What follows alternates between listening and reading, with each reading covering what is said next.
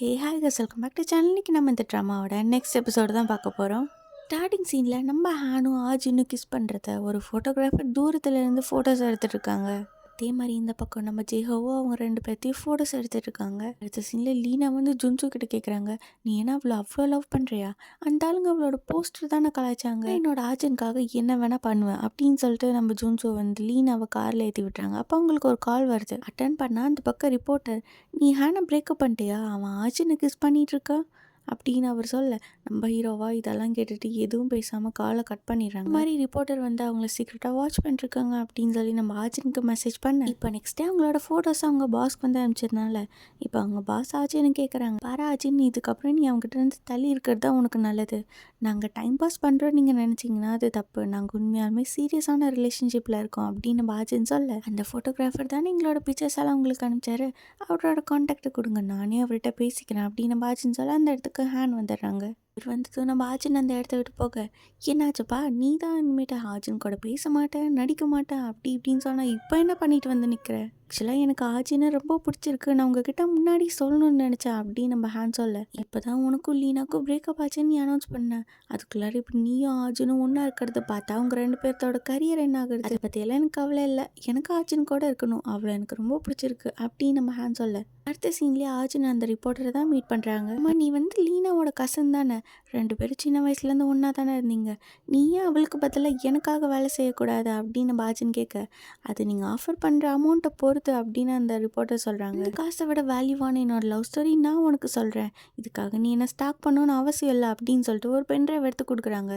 இதில் உன்னை விட நல்ல கிளியரான ஃபோட்டோஸ் இருக்குது, இதை நீ யூஸ் பண்ணிக்கோ. நெக்ஸ்ட் நம்ம ஆஜினும் ஹானும் ஒன்றா இருந்த ஃபோட்டோ சோஷியல் மீடியா ஃபுல்லாக பயங்கரமாக வைரல் ஆயிடுச்சு. அடுத்த சீனில் நம்ம ஆஜினோட மேனேஜர் நல்லா மேக்கப் போட்டு போக, என்னம்மா டேட்டுக்கு போறியா அப்படின்னு நம்ம ஆஜின் கேட்க, அவங்களும் வெக்கப்பட்டு சமாளிக்க ட்ரை பண்ணுறாங்க. சரி நீ இன்னைக்கு லீவ் எடுத்துகிட்டு உன்னோட டேட்டோட ஜாலியாக டைம் ஸ்பெண்ட் பண்ண, ஆனால் தயவு செஞ்சு கம்மியாக குடி, இல்லைன்னா நீ எல்லாத்தையுமே உளறி வச்சிருவ அப்படின்னு நம்ம ஆஜின் சொல்ல, அடுத்த சீனில் அந்த மேனேஜர் டேட்டுக்கு வந்திருக்காங்க. யார் கூடன்னு பார்த்தா நம்ம ஜேஹோ கூட. நம்ம ஜேஹோ அவங்கக்கிட்ட நல்ல விதமாக பேசி ஃபுல்லாக குடிக்க வச்சிடறாங்க. குடித்ததுக்கப்புறம் அந்த பொண்ணு லீனா பற்றின எல்லா சீக்கிரட்ஸும் உளறிடுறாங்க. இதை நம்ம ஜேஹோ வீடியோ எடுத்து வச்சுக்கிறாரு. இப்போ நெக்ஸ்ட் டே லீனா கிட்ட அவங்களோட பாஸ்ன்னு சொல்கிறாங்க, கொஞ்ச நாளைக்கு நீ பிரேக் எடுத்துக்கோ, எந்த மூவிஸ்லேயும் நடிக்க முடியாது அப்படின்னு சொல்ல, நான் இதுக்காக பிரேக் எடுக்கணும்னா அப்படி என்ன பண்ணேன், இருங்க ஒரு நிமிஷம், நான் ஆச்சு நடித்த வீடியோ அது வெளியில் வந்துச்சா அப்படின்னு நம்ம லீனா கேட்க, ஓ அப்போ உனக்கு என்னன்னே தெரியாதா அப்படின்னு சொல்லிட்டு அந்த இடத்த விட்டு அவங்க பாஸ் வந்து போகிறாங்க. வெளியில் வந்து லீனா அவங்களோட ஃபோன் எடுத்து பார்க்குறாங்க. அதில் அவங்களோட மேனேஜர் அவங்கள பற்றின எல்லா சீக்ரெட்ஸும் வெளில சொன்ன வீடியோ சோஷியல் மீடியா ஃபுல்லாக வைரலாக இருக்கும். பின்னாடி நம்ம ஆச்சின்னு வராங்க.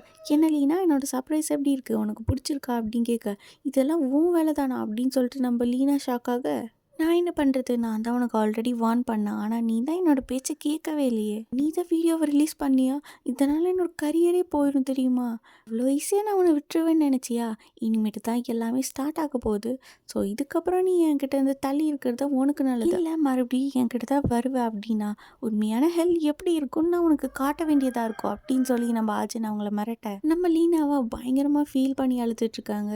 வெளியில் ஆஜினோட மேனேஜர் வராங்க. நான் உங்கள்கிட்ட ஆல்ரெடி சொன்னேன், ஒழுங்காக பார்த்து பேசு, ஓவராக குடிக்காத அப்படின்னு, ஆனால் நீ கேட்கல.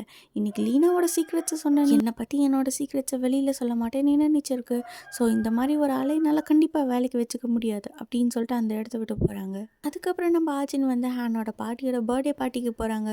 அதுக்கப்புறம் கொஞ்சம் கொஞ்சமாக அவங்க ஃபேமிலியோட பயங்கரமாக க்ளோஸ் ஆகிடுறாங்க. இப்போ நம்ம ஆஜினோட லைஃப் அவங்க நினச்ச மாதிரி ரொம்ப ஹாப்பியாக போகுது. ஆனால் அவங்களுக்கு பயங்கர க்ளோஸாக ரியல் கப்பலாகவே மாறிடுறாங்க. ஒரு பக்கம் நம்ம ஆஜின் ஹேனை ஜாலியாக டேட் பண்ணிகிட்டு இருக்க, இன்னொரு பக்கம் நம்ம ஹீரோ இது எல்லாத்தையும் இன்னும் தூரத்துலேருந்து வாட்ச் பண்ணிட்டு தான் இருக்காங்க. அப்புறம் ஒரு நாள் லீனா வந்து நம்ம ஹீரோவோட வீட்டுக்கு வராங்க. நம்ம ஜுன்சுனுக்காக ஃபுட்டெல்லாம் கொண்டு வராங்க. ஆச்சின் நடித்த புது படம் ரிலீஸ் ஆயிருக்கு, வரியா போய் பார்க்கலாம் அப்படின்னு கேட்க, நம்ம ஜுன்சும் ஓகே சொல்லிடுறாங்க. அடுத்த சீனில் இவங்க ரெண்டு பேரும் படம் பார்க்க தேட்டர் போயிருக்க அந்த இடத்துக்கு நம்ம ஆஜினும் ஹேனும் வராங்க. அவங்களோட படத்தை ப்ரொமோட் பண்ணிட்டு அவங்களும் இப்போ தேட்டரில் அவங்களோட ஒன்றா உட்காந்து படம் பார்க்குறாங்க. ஆனால் நம்ம ஜுன்சுவோட கண்ணு ஸ்க்ரீனில் இல்லாமல் ஆஜின் மேலேயே தான் இருக்குது. சீனில் ஜுன்சு வந்து ஜேஹோ கிட்ட கேட்குறாங்க, ஆமாம் ஆஜின் உனக்கு ஏதாச்சும் கால் பண்ணாலா, பாஸ் இப்போல்லாம் பயங்கர பிஸி, பாஸ்க்கு ஏதாவது ப்ராப்ளம்னா தானே எனக்கு கால் பண்ணுவாங்க, ஆனால் இப்போ அவங்க ஹேனை டேட் பண்ணிவிட்டு ரொம்ப ஜாலியாக இருக்காங்க, ஒரு வேளை கால் பண்ணால் ரொம்ப நல்லா தான் இருக்கும் அப்படின்னு சொல்லி நம்ம ஜேஹோ ஒரு பக்கம் ஃபீல் பண்ணிட்டு இருக்க, இந்த பக்கம் நம்ம ஜுன்சோட அம்மா வந்து அவருக்கு கால் பண்ணுறாங்க. ஆனால் அவர் கால் அட்டன் பண்ண மாட்டேங்கிறாங்க. நெக்ஸ்ட் டே அவரோட தாத்தாக்கு உடம்பு சரியில்லைன்னு சொல்லி நம்ம ஜுன்சோ அங்கே போயிருக்க, இந்த கேப்பில் அவரோட அம்மா எப்படியோ வீட்டுக்குள்ளே நுழைஞ்சிடுறாங்க. வந்து பணம் இருக்கும்னு தேடி பார்த்தா அங்கே ஒரு அக்ரிமெண்ட் பேப்பர் இருக்கு. ஹீரோன் ஒர்க் பண்ணுற அந்த என்டர்டைன்மெண்ட் கம்பெனிக்கு ஹீரோ தான் இன்வெஸ்டராக இருக்காங்க. உடனே அந்த டாக்குமெண்ட் எடுத்துகிட்டு ஆஜனை தான் மீட் பண்ண போகிறாங்க. என் பையனை எப்போ தான் விடுவேன், நல்லா பேசி மாய்க்கி உன்னோட கம்பெனிக்கு அவனே இன்வெஸ்டர் ஆக்கிட்டல, ஒழுங்காக என் பையனை விட்டு தள்ளியேறு. அதில் பற்றின உண்மையெல்லாம் ஜூன்ஸு கிட்ட சொன்னால் என்ன ஆகும் தெரியுமா, நான் ஒன்றும் பழைய ஆஜன் கிடையாது, நீங்கள் மிரட்டுறதுக்கெல்லாம் பயப்படுறதுக்கு அப்படின்னு சொல்லிட்டு ஆஜன் அந்த இடத்த விட்டு போகிறாங்க. இந்த சீனில் நம்ம ஆஜின் ஒரு மாலுக்கு போயிருப்பாங்க. சுற்றி இருக்க பப்ளிக்கெல்லாம் ஆஜின் கிட்ட ஃபோட்டோஸ் எல்லாம் எடுக்க வருவாங்க. அப்போது ஒரு கடையிலேருந்து ஒரு பொண்ணு நம்ம ஆஜினே பார்க்குறா. யாருன்னு பார்த்தா அது நம்ம சன்னிகி தான். ஸ்கூலில் நம்ம ஆச்சுன்னா அந்த பொண்ணு எவ்வளோ டார்ச்சர் பண்ணியிருப்பாங்க. அதெல்லாம் பார்த்துட்டு இப்போ வந்து அவங்க சோஷியல் மீடியாவில் ஒரு போஸ்ட் ஒன்று போடுறாங்க. ஆஜன் ஸ்கூலில் எப்படி இருந்தாங்க, எப்படி மற்றவங்கள டார்ச்சர் பண்ணாங்க அப்படின்னு. இதை பார்த்து தான் அவங்க பாஸ் வந்து நம்ம ஆஜினை கூப்பிட்டு கேட்குறாங்க. நான் அந்த மாதிரிலாம் இல்லை, ஸ்கூலில் ரொம்ப நல்லா படிக்கிற சமத்து பொண்ணாக தான் இருந்தா அப்படின்னு சொல்லி நம்ம ஆஜின் என்னென்னமோ கதை அளந்து விட்றாங்க. அப்போதான் வளர்ந்து வர ஸ்டார் இந்த மாதிரி கான்ட்ரவர்சிலெல்லாம் சிக்கிக்காது அப்படின்னு சொல்ல, ஆனால் அர்ஜுனுக்கு கால் பண்ணுறாங்க. இந்த மாதிரி ஃபேக் நியூஸ் எல்லாம் ஸ்ப்ரெட் பண்ணுவாங்க, இதெல்லாம் நினச்சி நீ ஒன்றும் ஃபீல் பண்ணாத அப்படின்னு. கட் பண்ணால் அடுத்த சீன் நம்ம ஆச்சுன்னு அவங்க வீட்டில் படுத்து நல்லா தூங்கிட்டு இருக்காங்க. அப்போ யாரோ அவங்க பேர் சொல்லி பயங்கரமாக கத்துற மாதிரி இருக்குது. தூக்கத்துலேயே எழுந்திரிச்சு வந்து டோர் ஓப்பன் பண்ணி பார்த்தா ஹேனோட பாட்டி தான் நிற்கிறாங்க.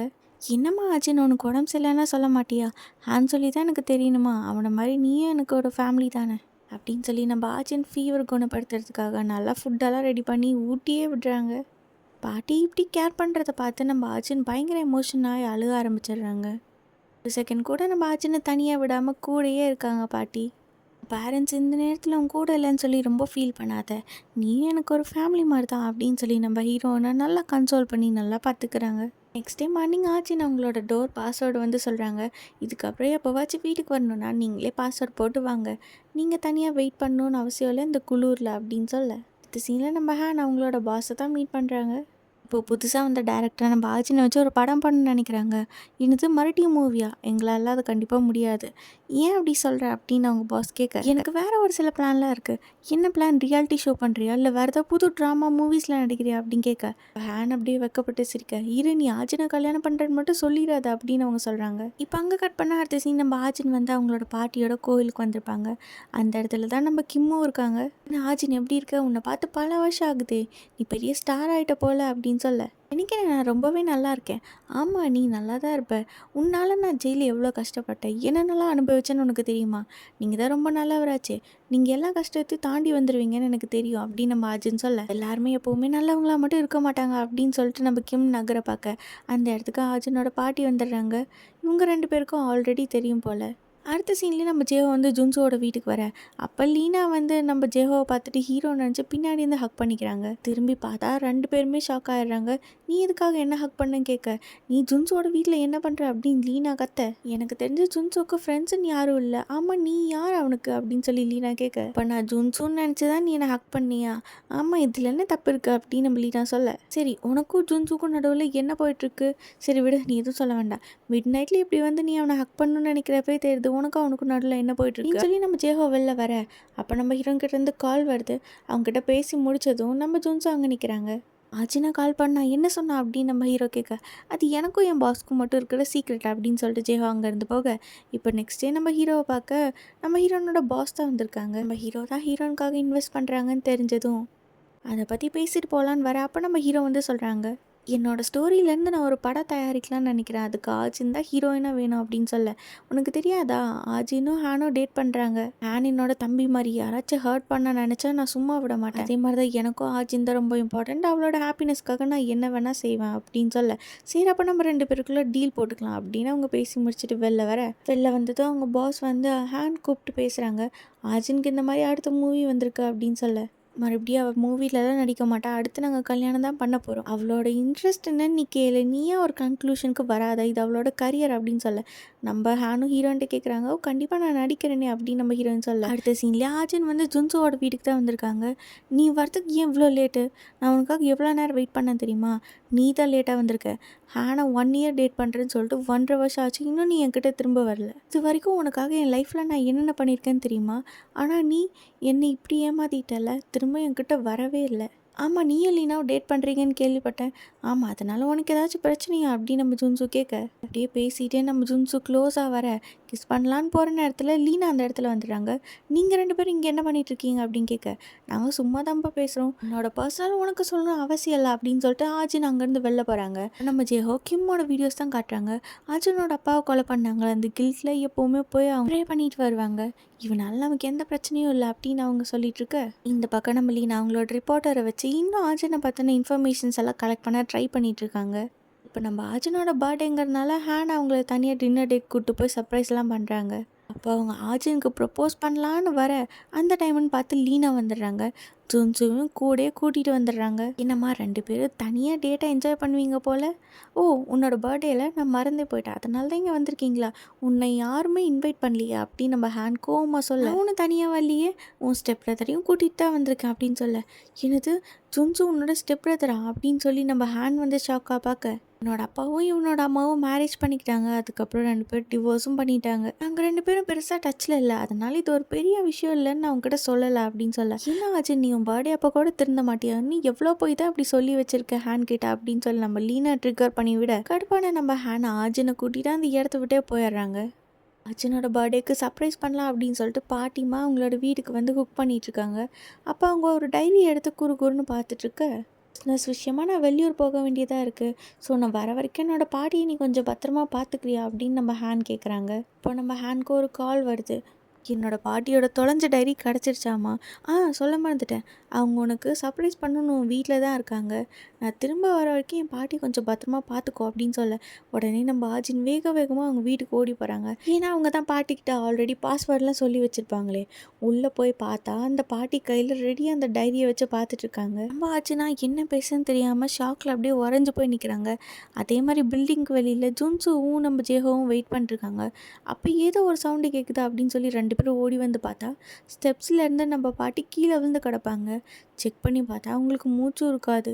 மேலேருந்து நம்ம ஆச்சின் அப்படியே வில்லத்தனமாக பார்த்துட்டு இன்னும் திருந்தலையாங்கிற மாதிரி நம்ம ஜுன்சு பார்க்க. இதோட இந்த எபிசோட் முடியுது.